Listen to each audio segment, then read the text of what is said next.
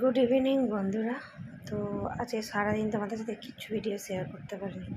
আর কদিন ধরে দিদা আছে না, মাম্মাম বিরক্ত করছে। দিদাকে দেখছি, দিদাকে এখানে সেখানে নিয়ে যাচ্ছি সিজি করতে, এটা করতে ওটা করতে। তো তোমাদের সাথে কিচ্ছু শেয়ার করতে পারিনি, জানো তো। আর এখন কালকে তো অপারেশান। দিদা এখন আজকে রান্না করেছি, কাতলা মাছের ঝাল করেছি আর ভাত করেছি রাত্রেবেলা। আর কালকে অপারেশান। আর দিদা এই দেখো জামা কাপড়গুলো সব গোছাচ্ছে, আমি একদম পেরে উঠছি না।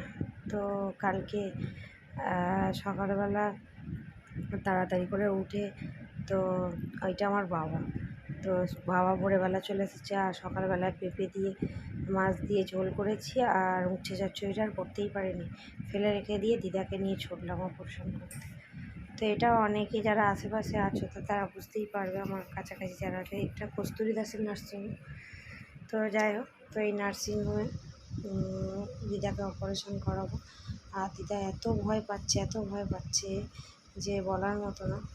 আর আমি বললাম যে তুমি ভয় পেও না, চোখে ড্রপস দিচ্ছি এখন। তো আমি তো সকাল থেকে না শুধু একটুখানি চা খেয়ে গেছি, কিচ্ছু খাইনি। তো দিদাকে বললাম যে তুমি বাবার সাথে যাও, আমি যাচ্ছি। দিদা বলে না তুই চ, তোর সাথে ডাক্তারের কথা হয়েছে, তুই চ। তা বলে আমি আবার গেলাম। তো মাম্মামকে রেখে গেলাম বিশ্বজিতের কাছে, তো ভাগনার কাছে রেখে গেছি। তোমাদের দাদাভাই তো নেই, বাবু আছে।